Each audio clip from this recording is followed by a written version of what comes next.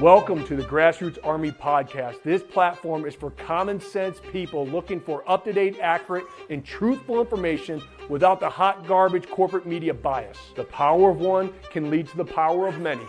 You never know what small act that you may say or do that may literally change the lives of millions tomorrow. And don't you ever think that you can't make a difference, because you can.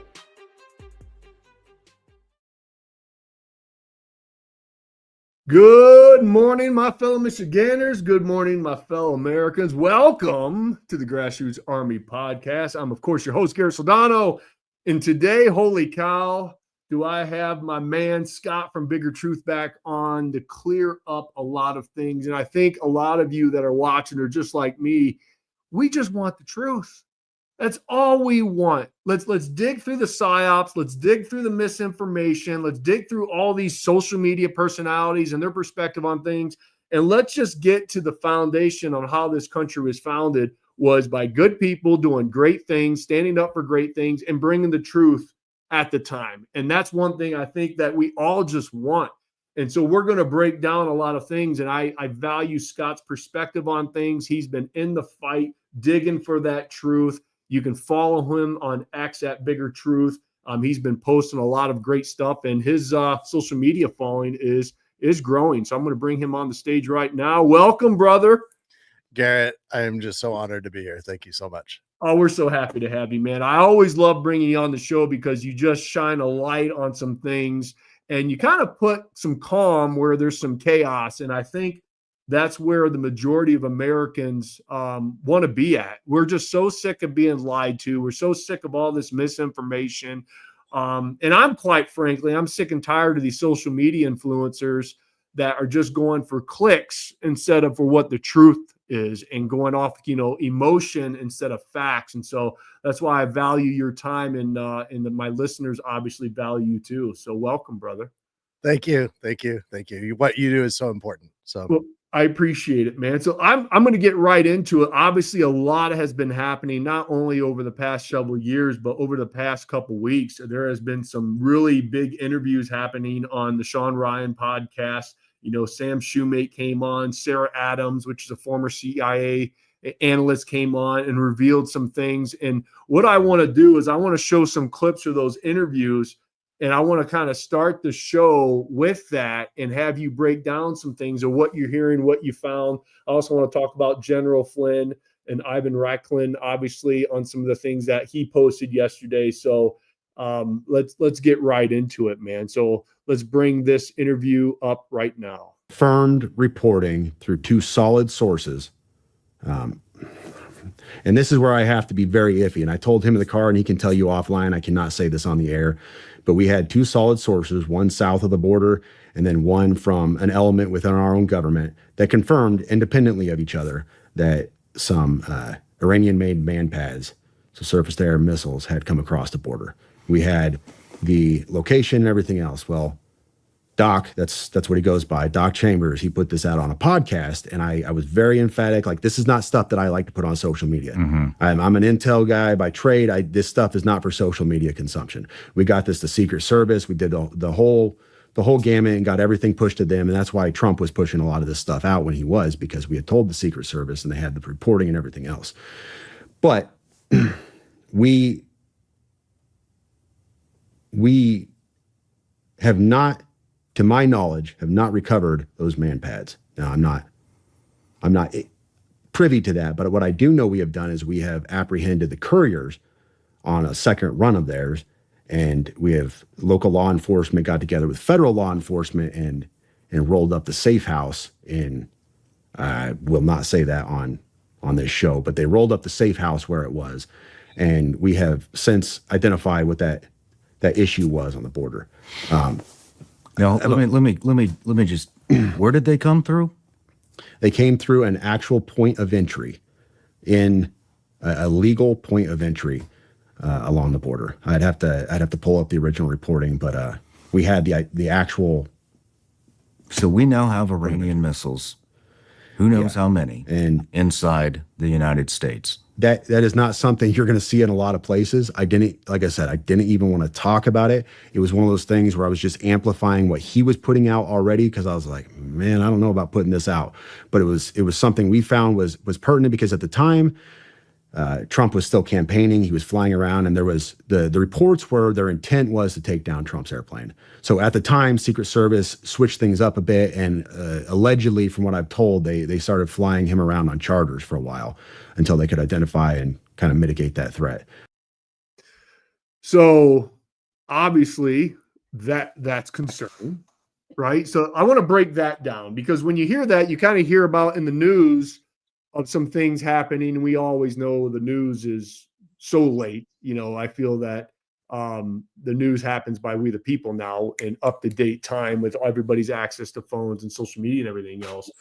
But I want to break that down, because when you have surface-to-air missiles that have gone through, and he said at an actual point of entry, so that's not like, people need to understand, that's not smuggling through like the Texas border. That's like a port, correct? Okay, well, I mean, first you've got to question whether or not this is even true. And I personally do not believe that it is. Okay. I do not believe that there were actually 9 heat-seeking missiles, and I could be wrong, but I do not believe that there were 9 heat-seeking missiles that crossed at a legal point of entry. I mean, I just don't see how that could happen. And I questioned it immediately when it was initially reported back in September, because it was the only media outlets that talked about it were directly connected to Flynn. There were no independent investigative journalists that even touched it, because it's not something that could have been verified. Sam Shoemate was the source. He was the only source of that. And he didn't talk about it publicly. He even said, this is not ready for social media consumption, because I think he knew that it was a questionable source. You've got to be able to verify something before you put it out there, especially something so potentially incendiary. But the network went with this, like, this is absolutely true. They're everywhere, and they're going to use these to target Trump Force One, and they're going to blow up his plane while it's in midair. And that's that was the narrative, and that you need to be afraid. And this is in late September, right? Like it was right at the end of September, so this is kind of like an early October surprise.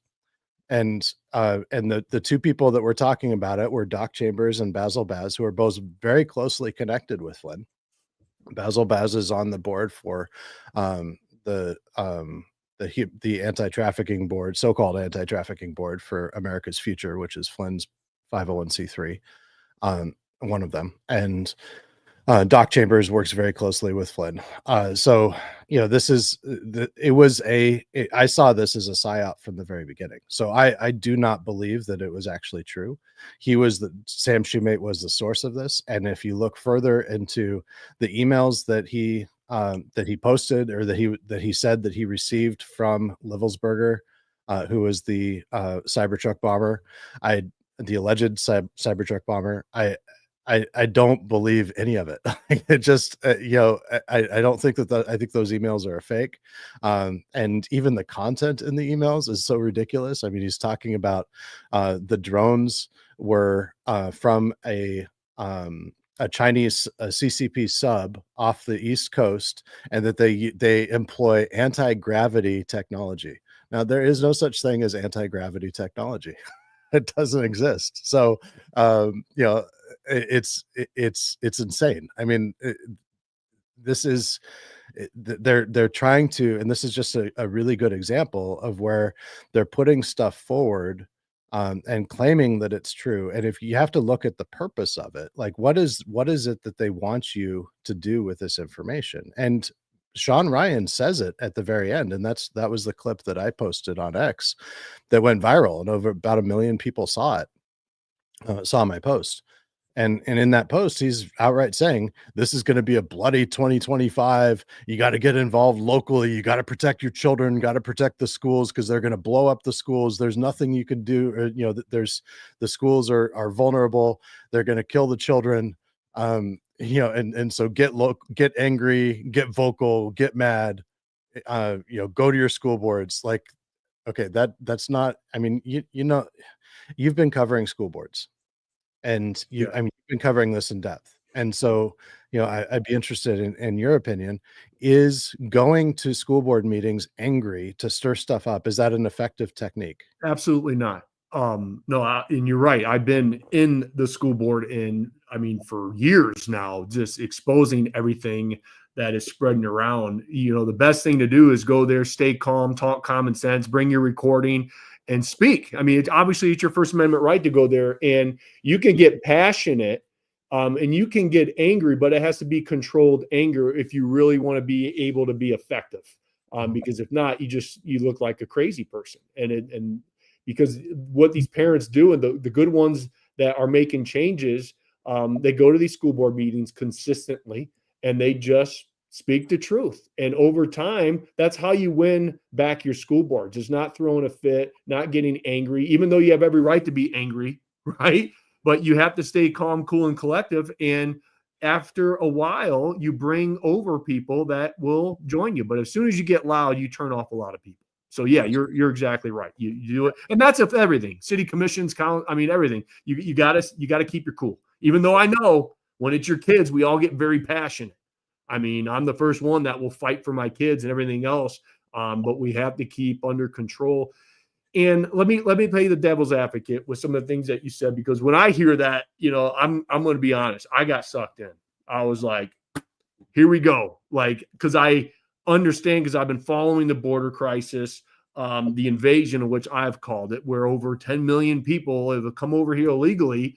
And if you just do the math on that, and you just do 0.5% of 10 million, it's tens of thousands of people that could potentially be very bad operators that are in here. I mean, I showed video footage of people from the Middle East and Pakistan and Afghanistan, and they interview them, and they just say, and one of them, the guy said, "You don't know me, but you're going to soon find out who I am." You know, like, okay, that's a threat.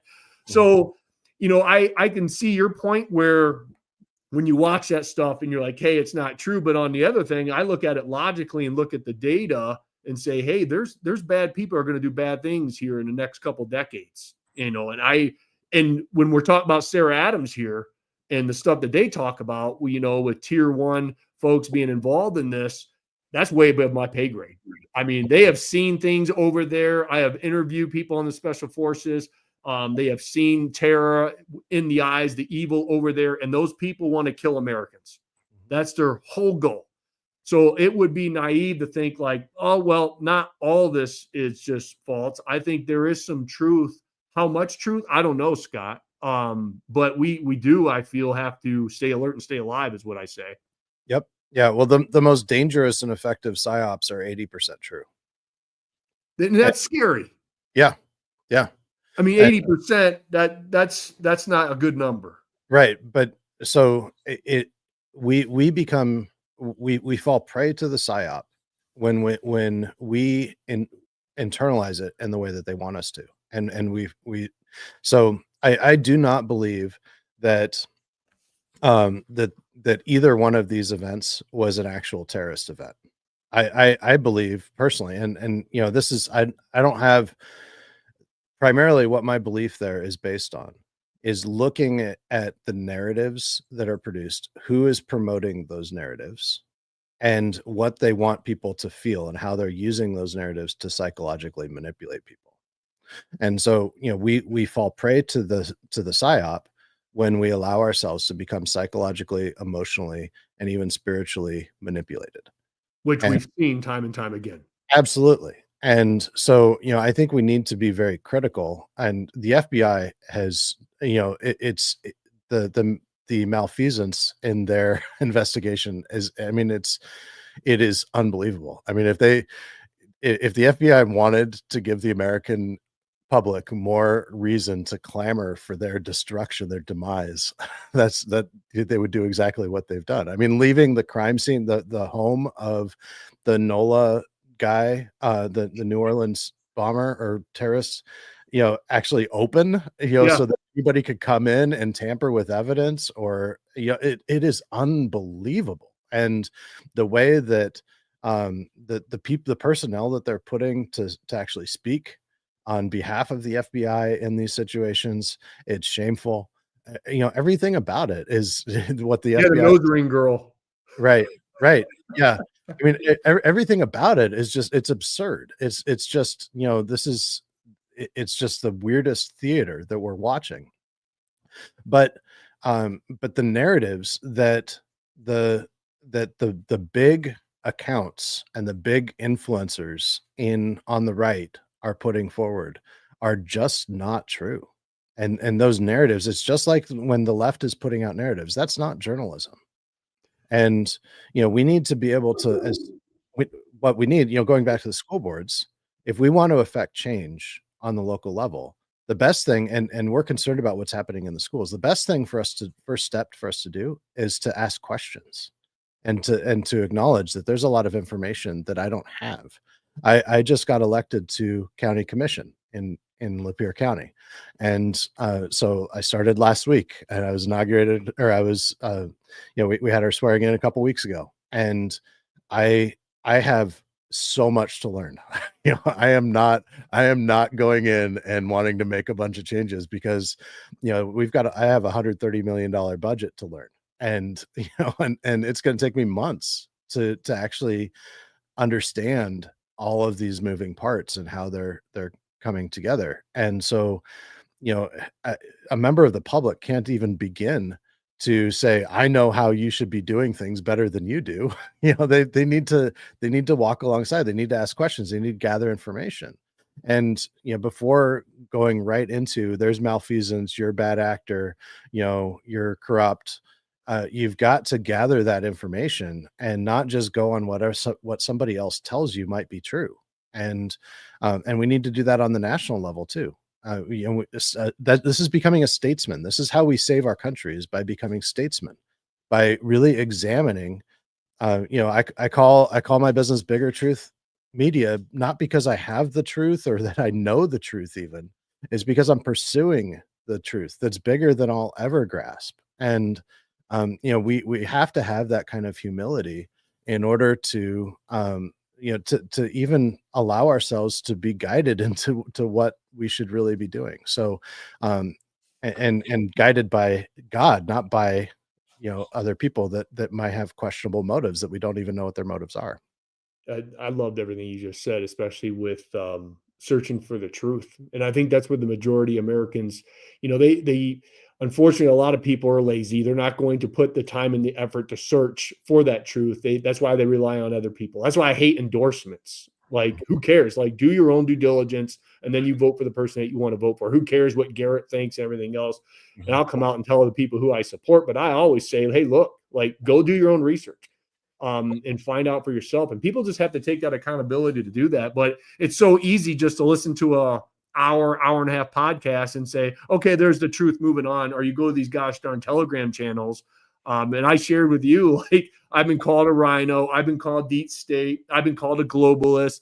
Now somebody's called me a Flynn. I forget what they called me, but I'm part of the General Flynn network. And I'm just like, so who the hell am I? I'm everything. No, actually, I'm Garrett Soldano. I'm trying to find the truth and provide it for you. Right. And I want to talk about General Flynn. I've met General Flynn when I was running for governor.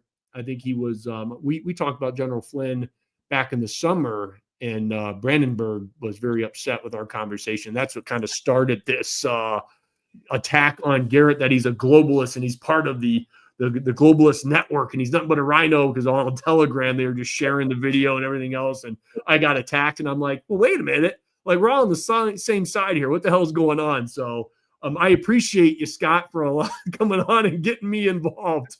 But, sorry to get you into so much trouble. Yeah, that's right. And I'm like, man, what the hell's going on? But I want to talk about General Flynn, because last year at this time they were recruiting a lot of social media influencers and podcasters to come, join their kind of network and get trained on how to be a effective podcaster. So he was building a network, and you don't get to where General Flynn was in the military and where he's at in life with being dumb. He's a very smart, intelligent man.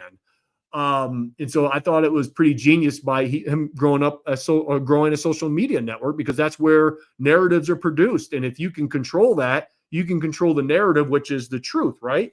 And I remember I didn't go out there, and they were hitting me up for bringing General Flynn wants to come on your show. He wants to come on your show. And I'm like, yeah, it's not the right time because I was scheduled out. So I'd love to have him on my show.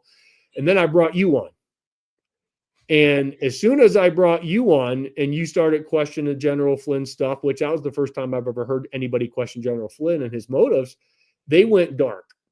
And I finally got through to his assistant, which was a female, and I talked to her, and she's like, Garrett, I support you from the beginning, but everything Scott was saying is wrong, and there's no facts. And I was like, hey, look, I said, well, let's bring General Flynn on, and let's bring Scott on, and let's have General Flynn answer some Scott's questions. I said, be transparent.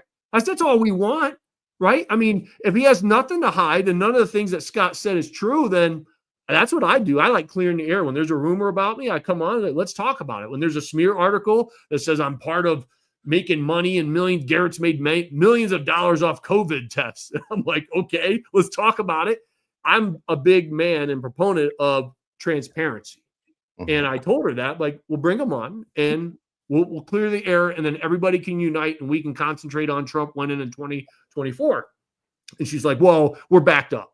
And the only way you can get on the show now is go through the website and request an interview. I'm like, I didn't have to do that like 2 weeks ago. You guys are ready to schedule. It's like, well, we're backed up now. And that's the last I heard of them. So I went online and I filled out their form to request an interview. And I said, hey, I'd like to bring you on with Scott to clear the air on some things. Crickets. They never contacted me again. Even their social media person who was giving me people interview, they went dark, right? So then I sit back and I'm like, okay, now my conspiracy theory mind starts to work and say, well, what the hell do you have to hide then? Because when you're not transparent with me, then I got to lean on my man Scott at Bigger Truth.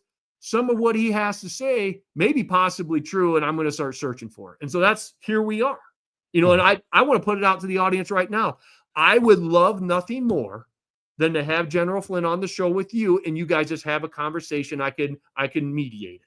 I would love that. That would solve so much to a lot of people, especially in the grassroots, to get us all combined, unified, because there's a very important election coming in 2026, and that's where my focus is. Yep. And I believe that that's where their focus is too. I think that, 2022, they did everything they could to try to cause us to lose in 2022. And, we talked about that last time I was on, but, I think that they're already working in that direction. And what Ivan Raiklin said to a CNN reporter yesterday, is let me show that clip. I got a very small clip, not the entire one because it was 33 minutes on, but I want to break this down. So thank you for bringing it up. Before we do that, though, I want to speak a little bit to what you just talked about because it's so important. And this is not just an isolated phenomenon here. What you just said is that they were recruiting a year ago. Actually they've been doing this for 4 years, but they were actively recruiting people, podcasters like you in states across the country that are, that have a following within the state, of, grassroots people, of people who are, that they're independent thinkers and they want to help save this country. And so they were recruiting actively. They held this. I actually spoke to somebody that was at that event in Tulsa that you didn't go to, and what he said is that they had all the rah. They had Flynn was there, and Laura Logan, and Ann Vandersteel, and all the usual suspects, right? And that are all connected with them. And then they had the main feature of the event was this breakout one-on-one scheduling session where they scheduled General Flynn on the show and Clay Clark and all the, anybody else that is even more specific to what, regionally or whatever to that podcaster. So if that podcaster focuses on, they really like, self-proclaimed prophets. They really like people who claim to speak for God, and Christian nationalists, and that's a big part of what they really are after. But they would schedule people just like what you were talking about to get on your show, and they would use that both to influence you and to influence your audience.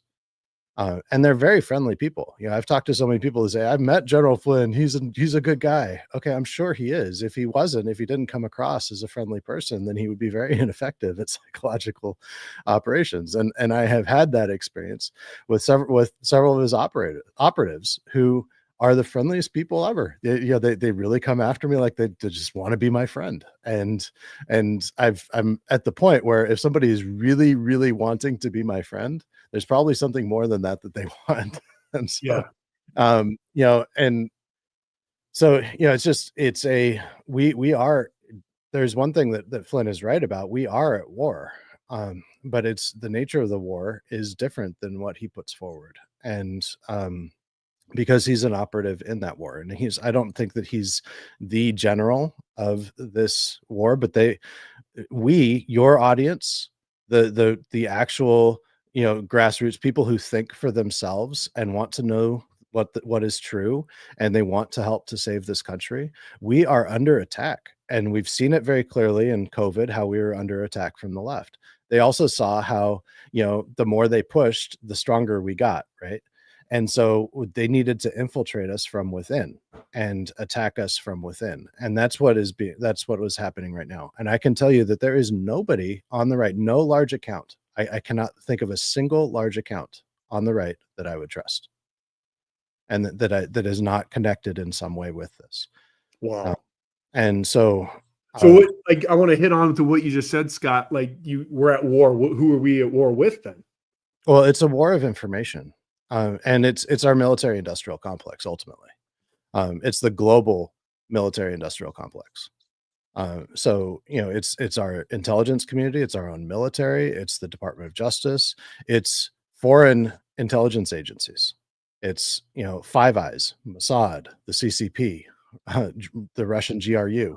They are all engaged against us, and they run influence operations. And what you just described was an influence operation that they were running against you. This is how they do it. They act as if, they have all this to offer you. They want to help you. They want to build you up. This is exactly the same way that congressmen in Washington, D.C. get corrupted by lobbyists. It's the exact, and this is so effective.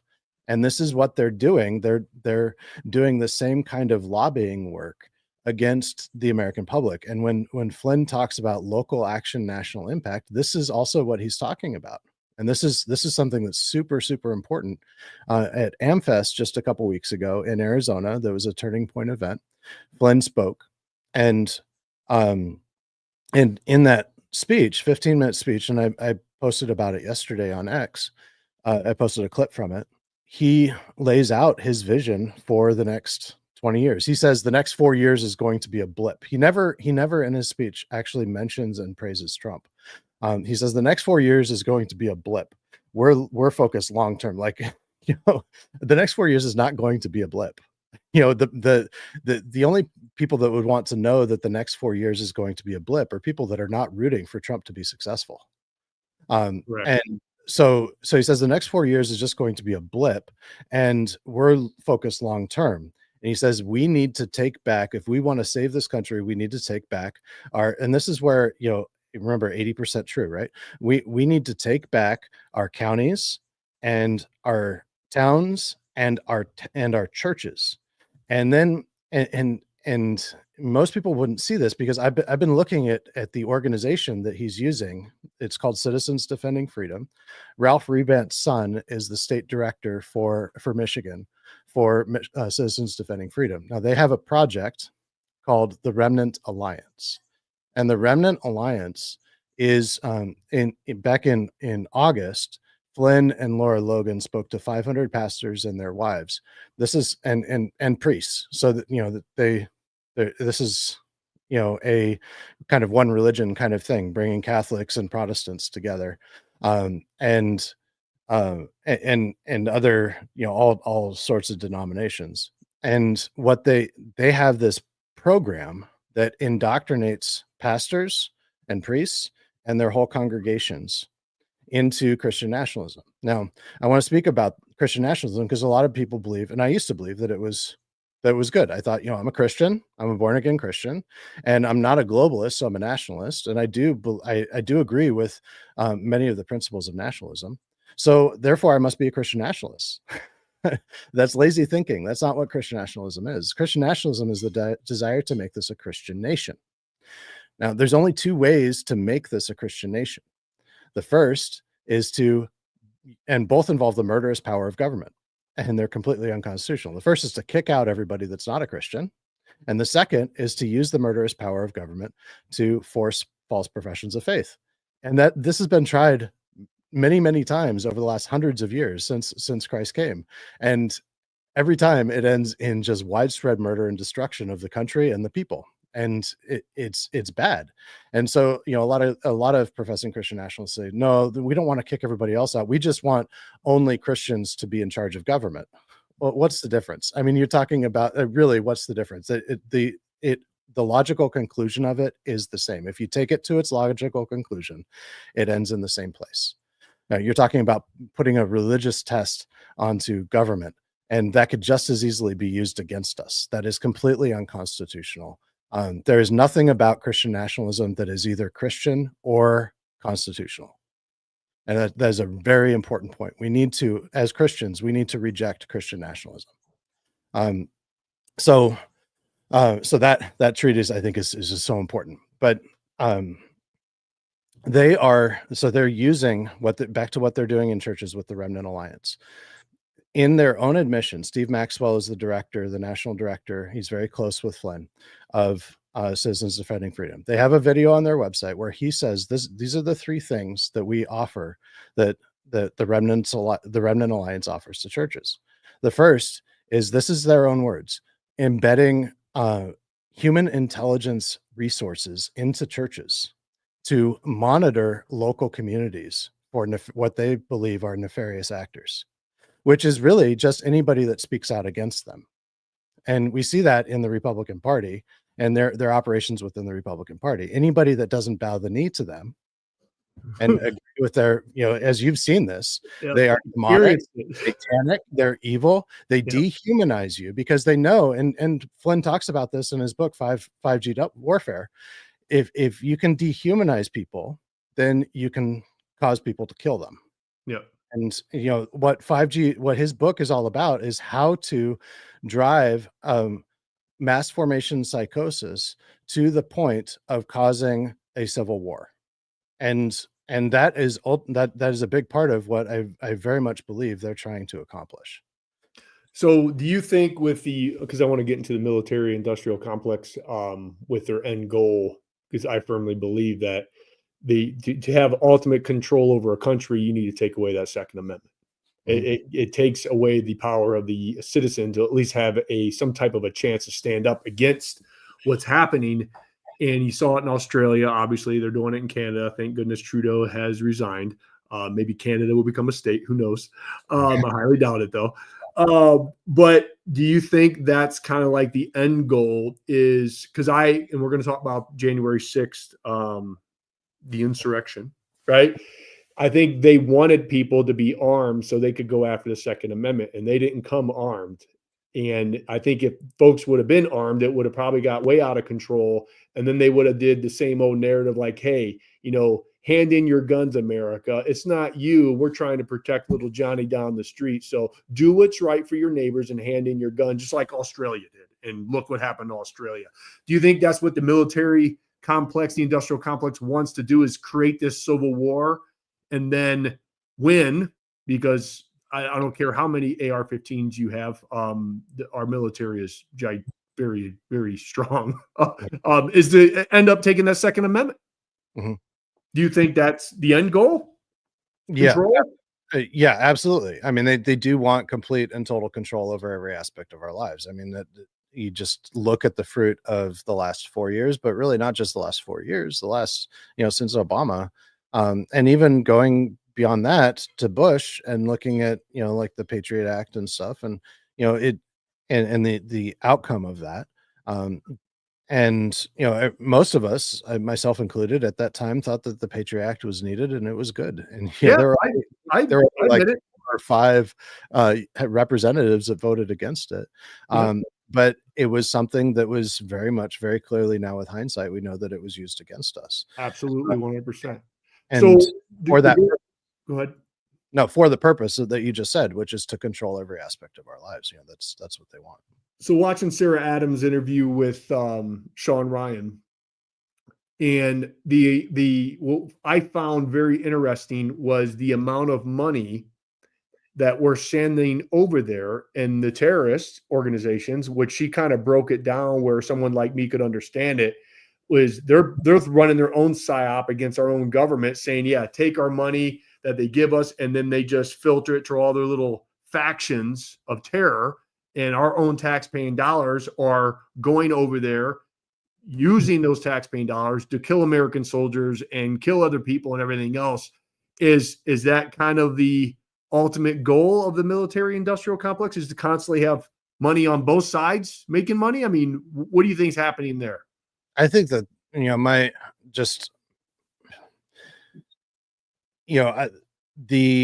when it comes to foreign policy, it is so complex, right? I mean, there's the complexity that I'm looking at just within General Flynn and his networks, various networks, because there's lots of different, he has so many organizations that he's involved in.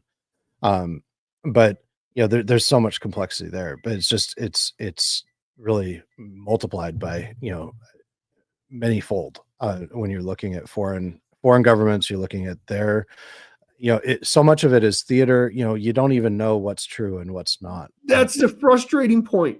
Verify for yourself. It's just, especially when it's going on in another country, and in a lot of these countries, they're very closed.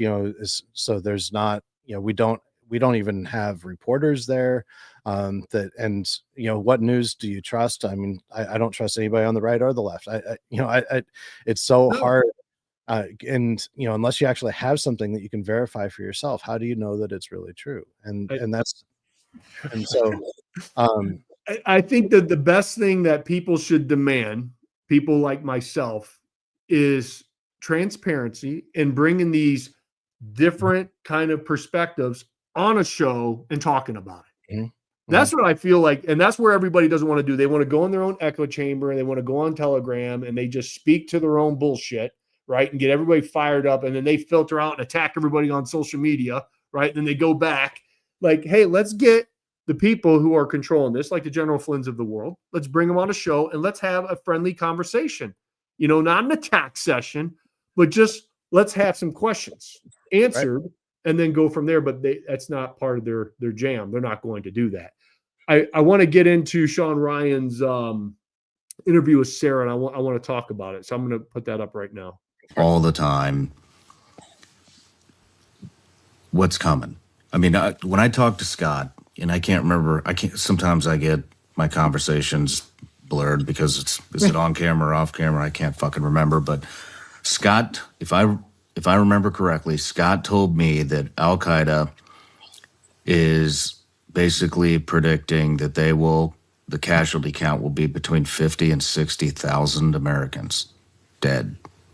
Am I wrong on that? So I don't know the count that they're predicting. What I do know is Al Qaeda trained and sent 1,000 attackers. 1,000 attackers. When did they come through?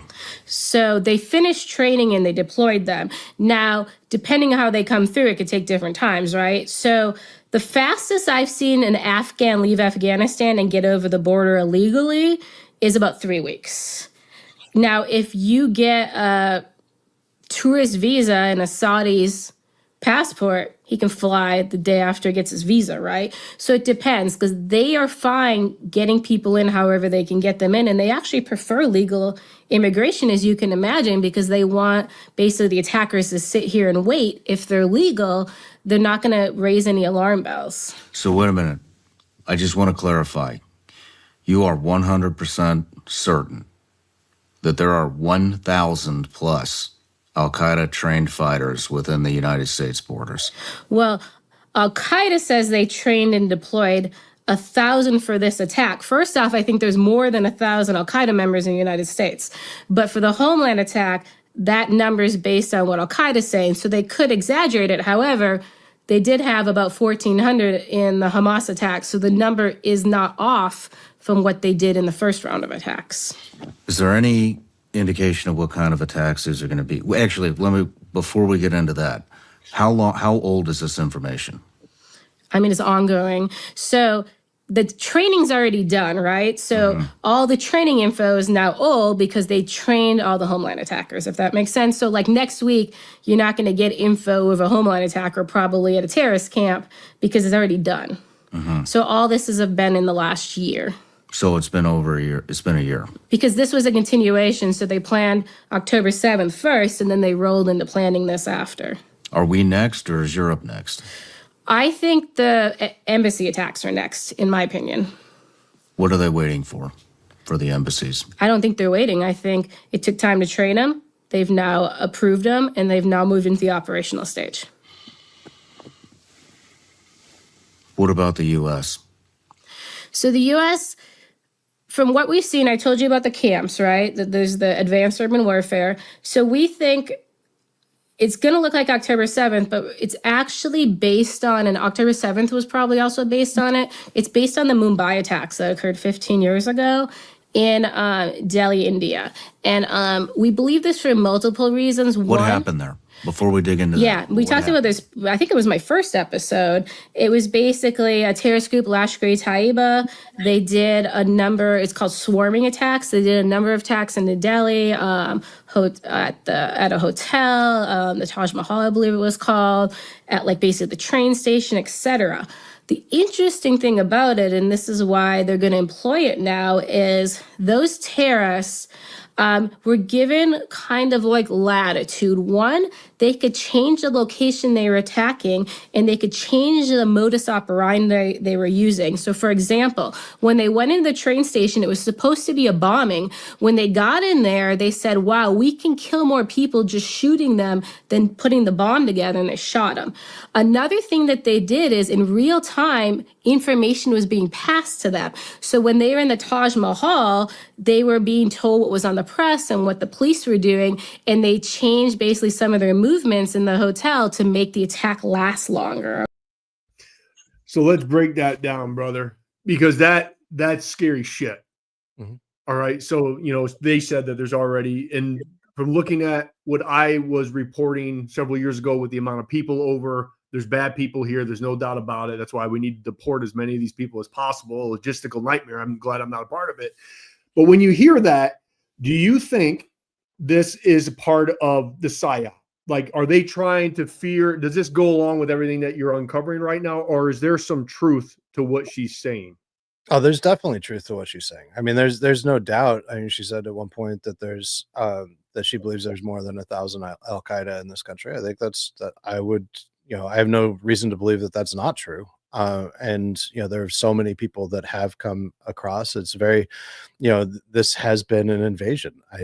I definitely don't dispute that at all. I think that there are a lot of people who have come into this country, both legally and illegally, and it's insane that that our government has allowed people to come in who actually hate this country and want to destroy it, and even have the training and potentially the resources and ability to engage in terrorist acts. Yeah, before you go on, I want to show some of that training because seeing what they have become, I want to show this for the audience because before this is kind of like what we got from Al Qaeda in their training camps. It was like it looked like an elementary school recess. So there they are, monkey bars, which I can still dominate the monkey bars. And here's some athleticism. He went for gold, probably came up a little short. So that was the old video that they put out, like, we're training hard to kill Americans, right?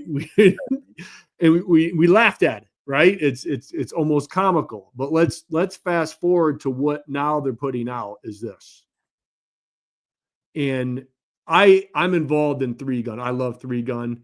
And watching this guy's movements is just impressive. I mean, everything that he's doing is good. And this is what they're doing now. It's no longer monkey bars. These people are training like the special forces day in and day out. They live and breathe it. And you can tell with the tactics that they're training for. Okay. So that's what I'm scared for is you put 10 of these folks, a small platoon out in our society, bad things are going to happen and there's going to be a lot of innocent people killed. Yes, yes, I agree, and yeah, and this is why I think that this is Trump's number one priority, and um, so this I have learned, even as I've been doing this, but in life in general, and my walk as a born again Christian, that there is an enormous bin of things that I can't control at the foot of the cross, and it keeps growing and growing the more I put things there. And there is very little that you or I can do about whether or not a truly evil intended a nefarious actor is going to go out and try to kill a bunch of people. I mean, there's not much that we can do unless we actually see it happening and are armed and have the ability to stop it, and we should. And what we can do is we can make sure that we have our own that we exercise our own Second Amendment rights, that we train ourselves, that we protect our families, and that we put ourselves in a position to be able to do that. And I think we should, those are good things to do no matter what. But we can't control the evil that is in the world, and there always will be evil in the world. And so where it becomes a psyop is when they demand that we become fearful. And there is no, I don't believe that there is any cause to live our lives in fear. I just don't believe it. And so, maybe it'll happen and maybe it won't. And, so I do believe that there is a great deal of truth in everything that she shared there. I think it's, in a lot of ways, I think it's probably even worse. I mean, I live in Lapeer County here in Columbiaville. There is a large camp that has been here for about 30 years where that is related to the Muslim Brotherhood and and CARE, and that they have been running military style training here for almost 30 years. And and so it is real. It does, it is a threat for sure. There are so many threats, and there are more threats now than there ever have been. And that is disconcerting. But I really do not believe that we should live our lives in fear. And anybody that demands that of us has nefarious intent as well. I loved how you just put that. It becomes a psyop when they demand you live in fear. Mhm. I mean, that was powerful. And I love how you put that you just continue to put things at the base of the cross that you can't control. Control's an illusion, Mhm. right? I mean, it truly is. You truly don't ever have control. We want to have control, and our egos want control, but it is an illusion, and you can't live your life in fear. And I like how you also put in there, like, hey, you got to train. You got to be ready for if that happens, if that evil comes to your front door, you fight. And that's what I teach my kids, and that's why I teach my kids at the gun range is you're not going to go in the corner and be a victim. You're going to fight. And if you don't have a gun, you're going to find something to defend yourself or throw at the person or whatever. Go down swinging. Don't ever just cower in the corner. And unfortunately, we have to have those conversations. And I think those are important conversations to have, not fear them, like you said, but like my drill sergeant said in the police academy, you stay alert, you stay alive, you have your head on a swivel. And that's one thing you don't see in society. All you see in society is this: at the gas station, at the grocery store, walking down the gosh darn street. They are oblivious of what's going on, right? That is not staying alert, staying alive. Put your damn phones down, look around, see what's going on in your environment. We're running out of time because, man, I've talked to you all day, man. And here's the thing, Scott, man, you're such a breath of fresh air. And I see the attacks that you're getting on social media. But here's where I want you to understand is we appreciate you. Thank you. We truly do. And other people appreciate you because your social media following continues to grow. Mhm. And that lets you know that, number one, people are following you because they trust you. And what you're doing is obviously very, very important. But I want to get into the January 6th stuff, especially Ivan Raiklin, what he said, what you mentioned just several minutes ago about the CNN interview. It's a long interview. It's 33 minutes. I only got a short clip, but I want to analyze what he said here and get your input on it. So here we go. Okay? Now that we know the exact definition, let's go through the wrongful minute. So January 6th was the Fedsurrection response to my legal constitutional proposal to guarantee a Trump re-election, lawful re-election, on January 6th of 2021. Okay? So Nancy Pelosi and everybody involved in the following cover-up to that must face maximum just and lawful punishment in the most legal, moral, and ethical manner known. Okay? Some examples of what that looks like is I like to use precedent. Okay? So I want to incorporate the precedent that we saw what happened to Roger Stone when you and your colleagues went ahead and worked with your boy Andy McCabe to go ahead and say, hey, look, Roger Stone is about to be raided, swatted, live stream swatting raid, and hauled in. Okay?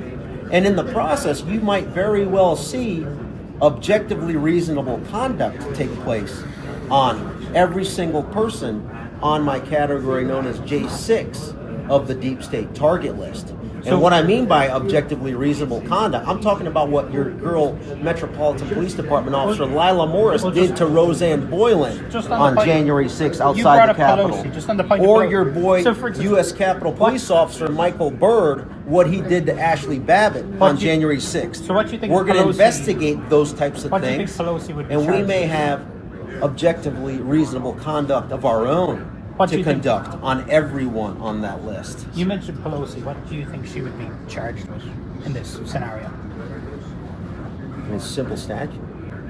This is treason. Yeah, absolutely.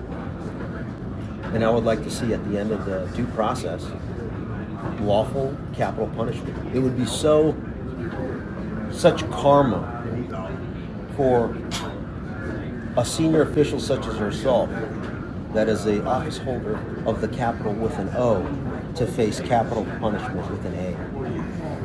Now, Ivan, respectively, like obviously a lot of people watching And this. Jamie Ratskin as well. But people watching this. Because he wants Civil War conditions today.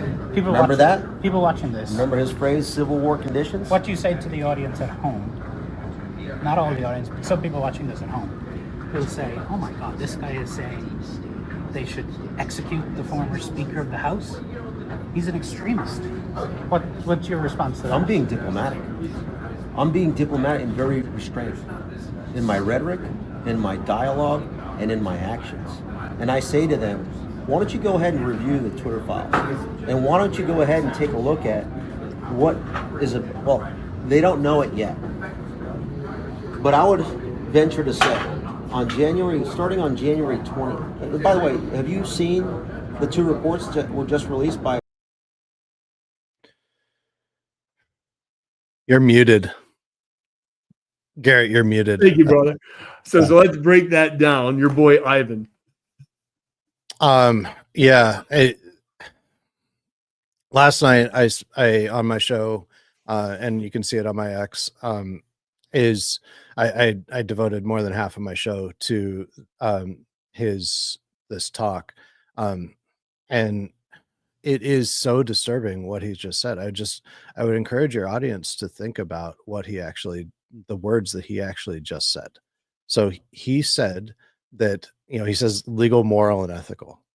And then he contradicts that when he says, I like to work on precedent. So this is not, the law doesn't work on precedent. So, the law, thankfully, is not an eye for an eye. The law, thankfully, is not retribution and vengeance.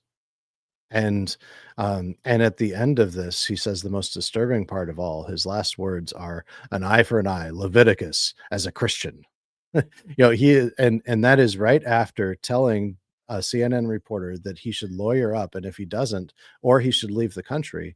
If he doesn't, then his own life is at stake and at danger. And he's telling that to all the reporters in the mainstream media.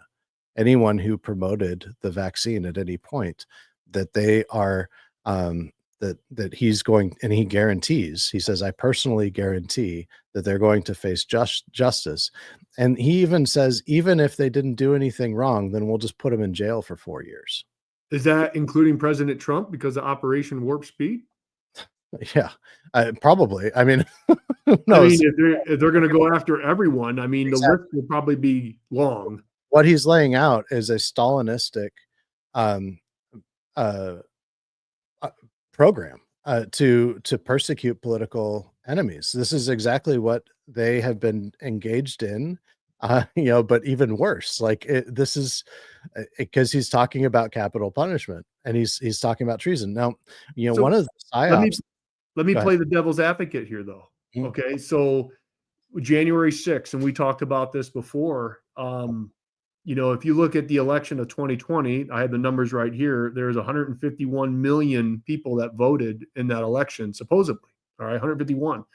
Excuse me, 2020, there was 155 million. Okay. In 2024 is 151 million. Mhm. So there's 4 million votes that are missing in Yeah, essence. with a growing population, right? So, and we know that illegals, certain illegals voted, and so we know there's shenanigans. We don't have to go down that hole. We all believe 2020 there was shenanigans. They stole the election. I believe that. Okay. Yeah. So, and I know that you do too. We had this conversation. They Mhm. took advantage of the situation, right? Correct? There was widespread, systematic, and across in many different ways. I believe that there was ballot fraud that Okay. they were stealing mail-in ballots, but I also believe that there was a ballot for every vote. Yep. So we can agree on that. So I had this question with a talk one time, and our job as Americans, when there is somebody stole an election, right? What is your job as an American? So if you know that the election was stolen, what is your duty as an American citizen? Mhm. What do you think that is? Well, I think it's to investigate and find actual proof, and even to bring lawsuits ourselves, as that are good lawsuits to actually try to rectify it. But ultimately, And so what if, let's say those lawsuits happen and they were our laws successful? are violated, and so if we can find evidence where laws are violated, and So it goes, let's say it goes through and they find that indeed, in fact, there was horrible, widespread, illegal. here's the problem: they won't find it Why? because of the way that it was done. It's really a perfect crime. The only way to find it at this point, and people have moved and everything else, I think that the only way to find it is with a very detailed and incredibly broad canvas where you're going door to door to knock on the people's doors where they voted. And you have to do this right after the election because people do move. They move frequently. and Yeah. and so you have to go door to door. You have to find out how many people at that home voted, if they actually voted. And you have to keep perfect records and document everything. And that was never done. I mean, the closest that was done was in Arizona, but I think the Flynn network was very much involved in that.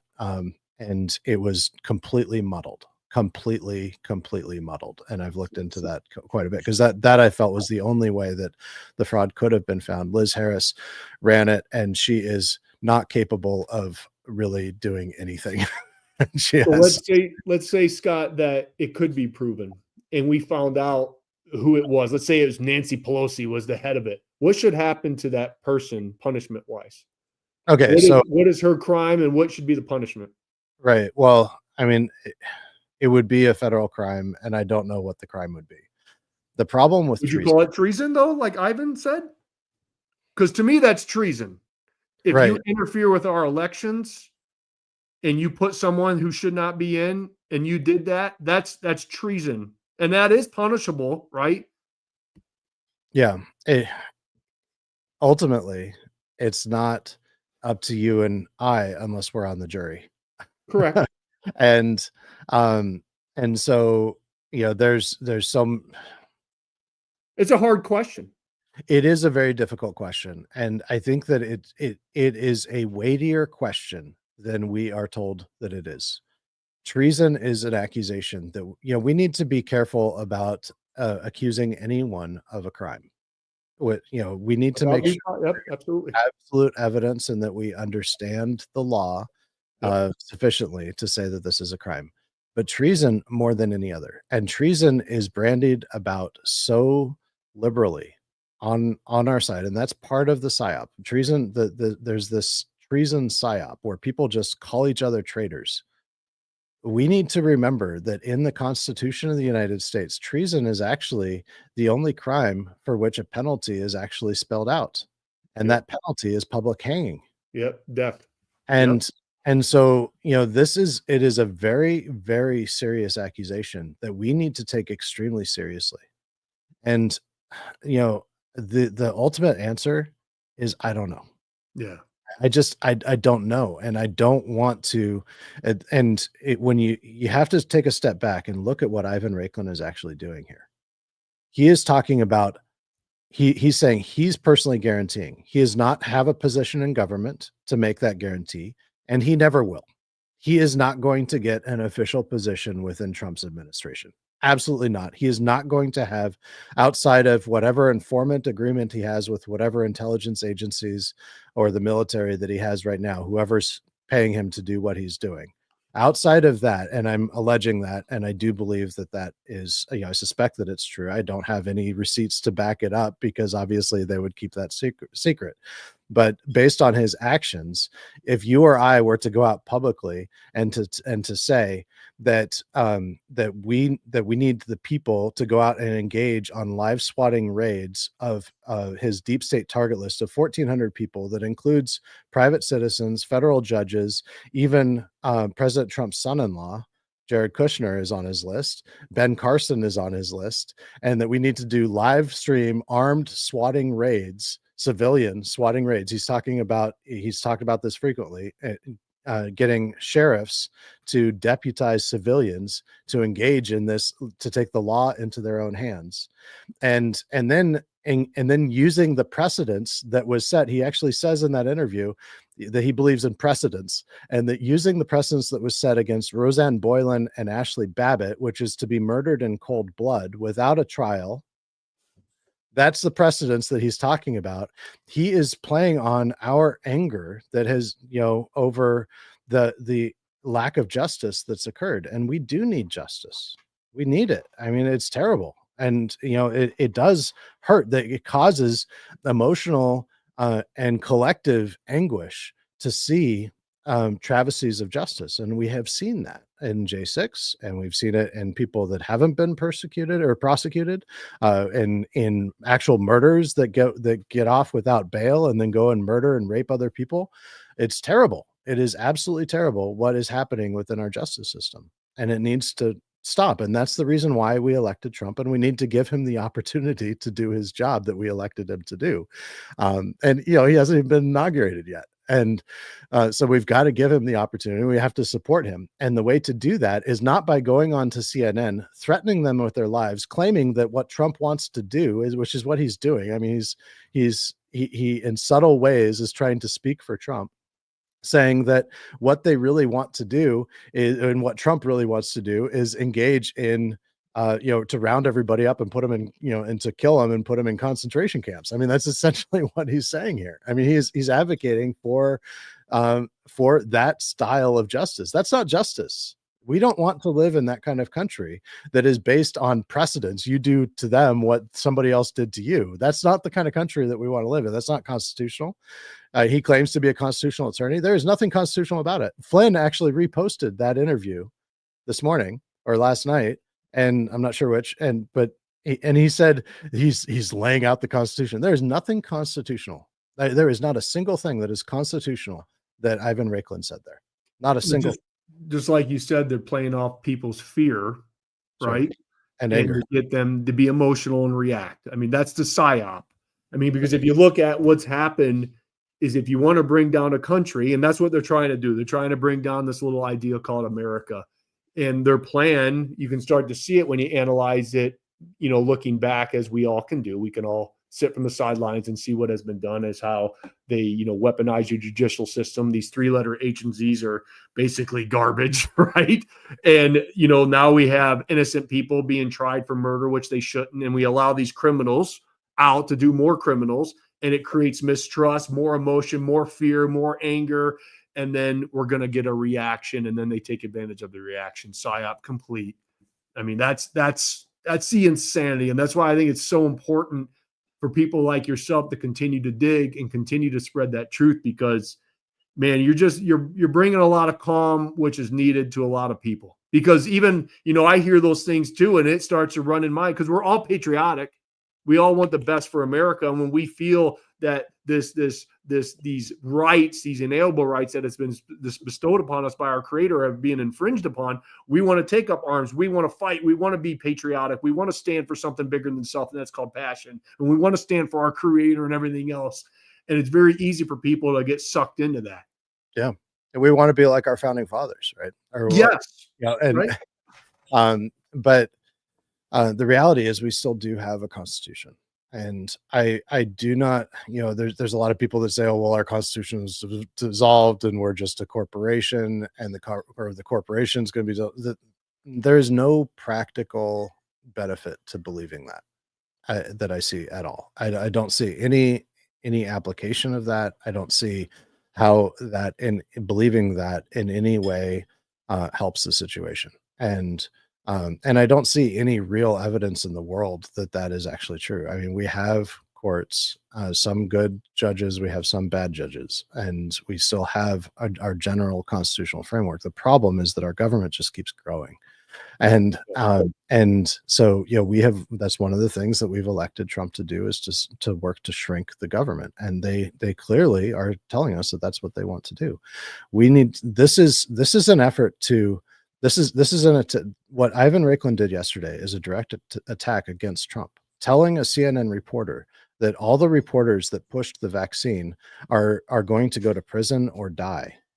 I mean, that is a very clear way to activate the media and to divide this country further. Trump very clearly, I mean, he's running on common sense. He's talking about, we need to restore common sense. He needs to bring the country together and unify the country. They are trying to divide it. They're trying to, there's part of what Ivan Raiklin's intentions undoubtedly are to get leftists so fearful and angry that they pick up their guns and that they try to kill Trump to try to save this country, believing that this is, we're heading into the Fourth Reich. And it's happened already. Right. I mean, and so he's trying to activate that. He's trying to activate the left. He's trying to activate the right, and he's trying to get the media to turn on Trump. And this is something that we absolutely need to disavow. This is not what Trump is doing. Trump is trying to bring the country together. We elected him to do the job, and let's let him do the job. He's going to make mistakes. He's admitted that some of the people, he just admitted last week that one of his appointments was a low-level appointment, was not his choice. It didn't work out the first time. She's been very critical of him, and he thought that she worked against him in the past. But a lot of the people around him wanted him and wanted this person. It was Omarosa, I think it was. Yeah. And so he said, I'll give her a chance. We'll see if it works out. And the reality is that that's a pretty healthy attitude. He's got like over 1,000 posts to fill. So, he can't, and they're not all going to be perfect this time either. And some of the ones at the top, some of the cabinet positions, I think are really not going to work out, and they're going to cause more harm than good. However, we are all human beings. We're all flawed, and I might be wrong. and Trump is going to be wrong. He's not perfect. We should not worship Trump. We absolutely need to guard our hearts against worshiping any man. Yep. And we just all we can do is just seek to trust God in all of this. That's really all we can do, because we can't trust the world. There's nothing in the world that we can trust. Yeah. And so that's what we've got to do. And this Ivan Raiklin, it's important to know and to really see, he's not acting in a bubble. There's nothing accidental about what he did. I've seen people suggest that, maybe he and CNN or Flynn and CNN or whatever, the network and CNN or the they're handlers, because they have handlers. Flynn has handlers. Ivan Raiklin has handlers. This isn't like a pyramid type structure where, like a normal org chart, like what we would think about. They don't have a normal goal. Like what's their goal? What's their end game? It's like the Cloward and Piven strategy, where the goal is just to create chaos, confusion, despair, and destruction. and along the way. And I do believe that they were, for example, that they were trying to get Flynn into the White House, that they actually, and not just in an appointment. And this is something that I've shown quite a bit, is how Flynn's operatives in states across the country had put themselves into positions as delegates to the national convention, and they were actually running trainings on how to take over the convention from the floor and install a new candidate into nomination. And 2 days before the national convention was when Trump was shot. Do I believe that Flynn was involved in that assassination? No, I don't. But he talked about Trump's upcoming assassination so much. He talked about, and he was very clear that he was running a contingency campaign for president. I think that there was nobody that was better positioned to benefit from had the bullet gone a quarter inch to the right. And I think that he was actually a quarter inch from the White House. I think that that they would not have taken out Biden and replaced him with Kamala. Had Flynn been the nominee, I think it was going to be a Flynn Haley ticket, and that would have been the military intelligence complex taking over and transforming the Republican Party into more of a national security party. Oh man, just scary stuff. Right, but there was a loss, but in a lot of ways it was still a win because they were able to create confusion and chaos along the way. So it was a loss for them. And Trump losing in 2020 has been a blessing. Exactly. I mean, he's going to be able to do so much more having control of the House and the Senate than he would have in 2020. So I mean, it's let go, let God. Yeah. Right. Well, Scott. there is, and just try to do right in everything that we do. Try to do right. And we're not going to, but just try, and leave it up to God. And my constant prayer is God, in my weakness, let your strength be made evident, because I don't have the strength to do it on my own. Man, we're going to end it right there, brother. Hey, I appreciate your time, stud. I really do. Thank you. I'll be cutting all this up and posting, and I'm sure we're going to be popular on those Telegram channels over the next couple of weeks. Bring it. Have a great day, man. You too, Garrett. Take care. Bye-bye. Wow. I love bringing Scott on because he's transparent and he's willing to put himself out there and question things, which I think is very healthy. It's okay to question people. It's okay to question President Trump. That's your job as we the people. And when you start to follow people who claim to have all the answers and that they're perfect and everything else, you got to question that. And I hope, General Flynn, if you watch this, your team, I would love to have a sit-down interview with you, with Scott, and let's just clear the air. Let's get everyone in the room. I would like to do it in person if possible. We can all do online if it fits in everybody's schedule, but I would take the time out of my day to make that happen so people can get information. I think that's important. I think transparency is important. I think conversation is truly healthy, and we have to stay united, especially what's coming up, because President Trump, over the next 4 years, he's going to lay the foundation. Our work over the next 20 years is going to be continuous. It's going to be tough, but we have to continue to build the skyscraper that we all know and believe America can be. And that is that beacon of light. That is that beacon of hope for other countries to model and for our species to continue to flourish. My humble opinion. Thank you for tuning in today. God bless you. God bless the state of Michigan. Of course, and always, God bless these United States. Till next time, folks, keep asking questions.